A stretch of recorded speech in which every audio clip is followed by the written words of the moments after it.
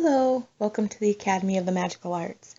I'm Iana Rain, and I'm here to talk to you about summer solstice. So, summer solstice is the longest day of the year, and it's when light and life are very abundant. This is also called midsummer or Litha. At midsummer, the sun god has reached the moment of his greatest strength, and it is said that he is seated on a green throne. He's also considered to be the Lord of the Forest. This is when summer is on its full swing and we're in the midst of summer. It's at its highest peak. And normally this takes place anywhere from June 20th to the 23rd. Also, a little fun fact about this holiday or sabbat is the Christian religion converted this day to the feast of St. John the Baptist, and he is often portrayed as wearing rustic attire. So summer solstice represents the fundamental shift of the power of the wheel. The life force has grown since Yule, and you can remember in the Yule video we talked about planting that seed and germinating it and getting it ready for growth. Well, it's represented right now that it's reached its peak in the summer solstice. So now this power is starting to decline and go the other way. Midsummer is also a celebration of that paradox. The Sun King begins to have his decline, and so we mourn that. Yet it's still very beautiful out, and it's sunny, and there's fullness of life, and so we celebrate that aspect of it. The name Litha derives from Old English phrase for June, and this is apparently something new that has been called the sabbat. There is not really any record of it being called this in ancient times. So this is kind of a new term that people are using for this sabbat. So with this life festival, it invites you to live in the moment. We are faced with this sabbat of, the sorrow of the constriction of winter coming soon now, after it's going to start decreasing the daylight. And we're also in the midst of celebrating the beauty of summer and what that is embracing for us. Midsummer is considered to be a solar festival. As a solar festival, bonfires would have been used for Midsummer's Eve. People would actually jump these fires, and later they would spread the ashes over their fields as a blessing as well as fertilizer. In Celtic celebrations, the wheel is a symbol of the sun, and they used to light these wheels on fire and roll them down hills to represent the movement of the sun. And actually, you could imagine this is no longer used as tradition because of safety reasons, but that is something that the Celtics used to do. Midsummer is a time for change. Every year when summer solstice rolls around, you really need to ask yourself, should you be celebrating, the official beginning of summer, or are you actually going to be mourning the sun's decline? Well, the actual answer, I believe, would be both. The inspiring thing about summer solstice is that despite how it seems on the surface, both celebrations are of beginnings. Even though we are, looking at the decline of the sun and the return of the long dark nights is beginning right now, it's also that very necessary balance. If you could imagine the sun's heat continuing to grow without any decline, the balance is not maintained, and it's going to cause even more death. So with the death of the sun daylight, there's a gift in that. So Litha, or summer solstice, or midsummer, offers the opportunity to reevaluate our perception of death. So we tend to think of death as like an ending, which is very, it's inevitable. That's what's going to happen. You cannot avoid it. Yet it is also the beginning of something much greater that we don't necessarily understand. So summer solstice offers an opportunity for us to practice taking control of our own thoughts on this process. This practice is one of the key points to our spiritual transition and our growth.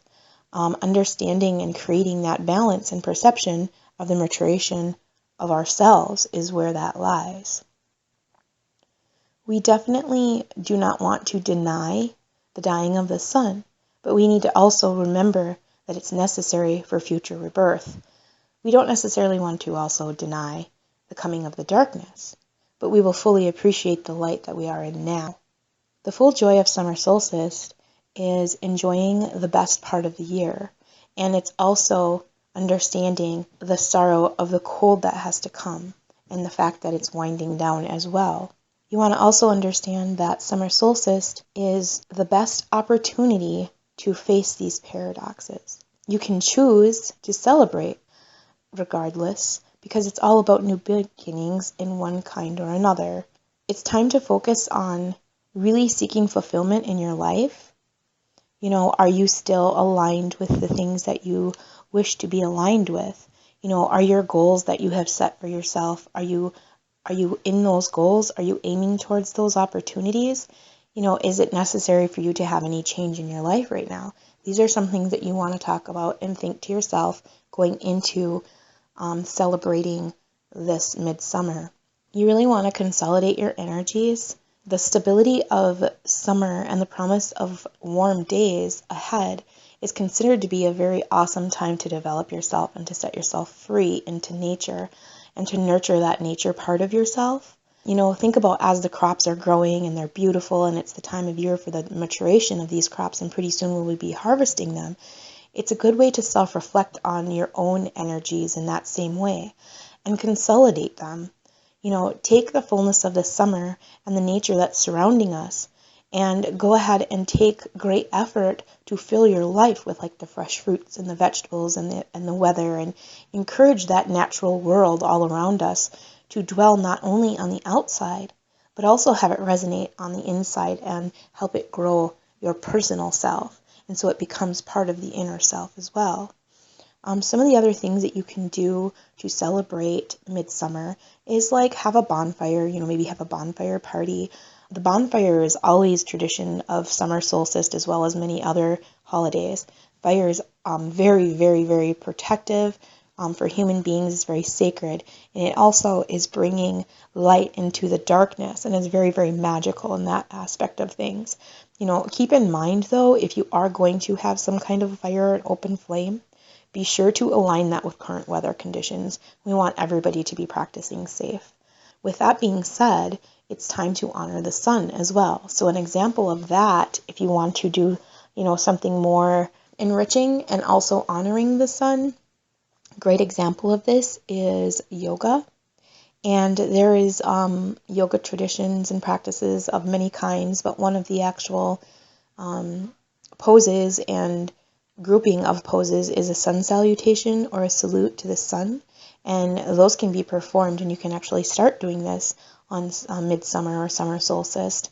This exercise is intended for your body to be aligned and in harmony, all three of the bodies, the mind, the body, the soul. And it's balancing out these harmonies in a meditative way. And, if you do this in the morning and you start on summer solstice, you can actually bring that part into a daily routine so you can carry that energy through the whole year. If you're interested in that, I would encourage you to maybe do some engine searches for the sun salutations or salute or the yoga for the sun. And it's the perfect time right now to get into that. Last but not least, when you're talking about the midsummer and summer solstice, it is also an amazing time for you to, if you are one to honor the Lord and the Lady, it's time for you to reconnect yourself and rededicate your vows that you have between the Lord and the Lady. This is a great time to kind of evaluate where you stand, the things that you would like to dedicate and rededicate is, an amazing time to do that right now. So when you're working on setting up a spot for, summer solstice, whether you're doing an altar or, maybe setting something up in the garden, you always want to keep in mind that this is the celebration also of crops, and take into heart that knowing that the seeds that we have planted over the last year are now in full bloom and they're getting ready to harvest. It is a time of celebrating the sun and spending much time as you can outdoors, so you can also encourage that growth within. Try to set up a midsummer altar outside if you possibly can, and this is going to help encourage that nurturing nature that is already all over and abundant around us. If you can't, that's totally okay. If you can't, what you're going to want to do is find a window that gets a lot of sunlight or is exposed to a lot of elements, so the sun can actually work and focus on your altar, and you can harness some of that amazing, beautiful energy. This holiday is all about celebrating the sun. So if you want to think about that when you're setting up your altar or your place of blessing, you want to keep in mind that you want to use solar colors. The corresponding colors would be yellow, orange, fiery reds, golds. All are appropriate for this time of year. You know, when working with candles, you're going to want to use something bright and sunny for candles. You want to cover your altar with a cloth that represents the solar aspect of the solstice that you would like to represent yourself. So that's what you would like to do with that. Going into other things that are associated with midsummer or summer solstice, food-wise, traditionally you're going to look for garden fresh fruits and vegetables, any kind of herbs that are ready to be harvested at this time. And you can make any kind of varied dishes. And if you are eating those dishes in ceremony, of course, you would want to give an offering out as well. But the whole point of that is to take that full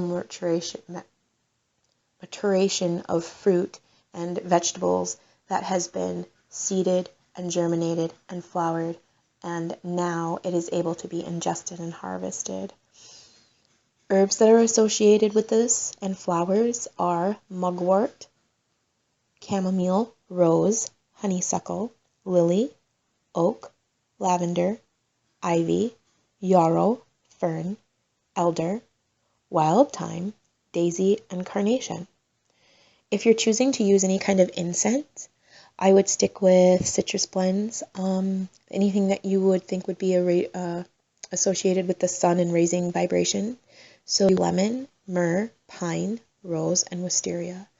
Also, you could use any kind of orange, clove is good. There is a really awesome incense made by Hem that is called Forest, and that would be a good one to use as well, because as I had spoke about earlier, you know, the sun god is represented as, you know, also the lord of the forest, so that's where the green would come in the forest incense. Of course, woods to burn would be oak. It's very important that if you're doing a sacred fire, that you use at least some kind of oak. And the sacred gemstone would be emerald. I also want to actually bring up the fact that this midsummer or summer solstice is also combined and conjuncted with a full moon. So it is really awesome energy. It doesn't happen very often. I do believe that this is the first time it's happened in 70 years. So some of us will not see this again in our lifetime. And it's a really great opportunity to use the magic of the full moon along with the energies of the summer solstice. And, you know, the full moon is amazing for bringing in and creating things in your life. It's completion and finalization and maturation. And it's all about bringing in and solidifying those things in your life. I know that I will be posting a video about moon magic, and you'll be able to correspond with that as well. I hope that you found this video helpful. I will be putting up the videos of fairies and green magic. Also, I will be doing the full moon magic along with other kinds of moon magic. Thank you for joining me. Many blessings. Again, I'm Iana Rain. Namaste.